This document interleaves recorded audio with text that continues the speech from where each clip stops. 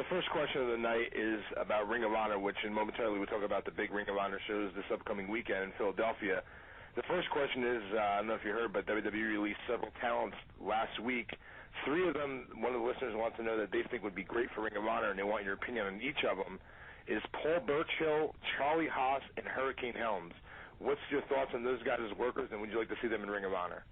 Well, first of all, which order do you want me to take them in? I don't want to do anything out of the way here today. Paul Burchill. Let's talk about Paul Burchill. Paul Burchill is an excellent talent. He spent some time here at OVW. I didn't get a chance to work with him because that's after the brain trust of the WWE had driven me crazy and run me completely out of my own business. But Paul has been a great talent. They gave him a bunch of silly, stupid gimmicks, including the pirate thing, and of course, and he even managed to kind of halfway get that thing over. And you know, I'm not surprised they let him go after they put the boots to his career the whole time he's been there.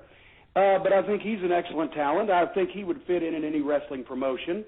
Charlie Haas is a man I know very well. He was here in OVW with us for a while, and also did a lot of work at HWA for Les Thatcher up in Cincinnati. Tremendous athlete, amateur background, great guy, mature, no bad habits, no bad publicity ever comes out about Charlie Haas. He's another guy. They couldn't just have a great athlete, happens to be a great wrestler, go out and perform and show what he can do. He's the Shelton Benjamin syndrome. They had to have him. He was wearing a mask, and I saw him one time in a dress or something. He was impersonating people. So, there's a word to all aspiring wrestlers. You go to the WWE, you better hope your career lasts 2 or 3 years. You make a lot of money because they'll have you do so many stupid things that they'll be finished with you and through no fault of your own release you. But anyway, I digress. Charlie Haas, I think, would be an asset to any wrestling promotion. And Hurricane Helms, I think he'd make a great cab driver. No, if Hurricane Helms is as stiff in the ring as he is in the cab, there could be trouble. But, I've known Shane Helms, and his name is Shane Helms. It's not Gregory Helms. They made him change his name because of the Sean Shane syndrome. And let me just backpedal here a second and tell you folks a story you may not have heard.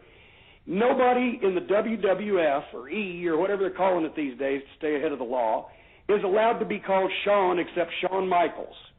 Now, I thank God they don't have a lot of Johns because if you can copyright a name, I understand that it wouldn't want to call anybody else Shawn Michaels, but nobody else can be Shawn anything. When Sean Casey, a nice, good-looking talent from Cincinnati, came up to do TV up there years ago, they changed his name to Steve Casey, which then, of course, Steve Crusher Casey from the 30s got upset.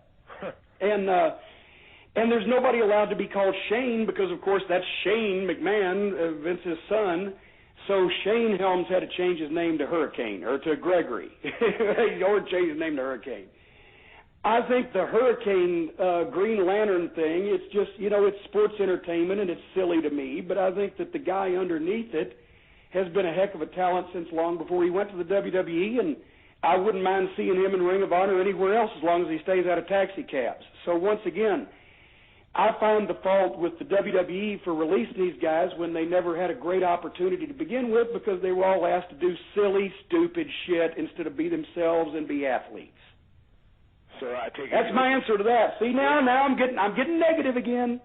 People look at me, oh, that Cornette, he's so bitter. He's so bitter and frustrated. Well, at least I never had to fucking dress up like a woman except, well, actually I did, but I made money doing it, and it was only once. Well, it was twice, but the second time wasn't on television. We won't go into that. At least I never had to change my name and impersonate people that I was not for the sake of $1, which is what they make unfortunate young aspiring wrestlers do. If you had to take one out of those 3 guys that you like to see in Ring of Honor, not to play on the spot, but if you were to only pick one of them, which guy out of the 3 would you like to see most in Ring of Honor? I will not say that because then the other 2, the next time I see them, will punch me in the face.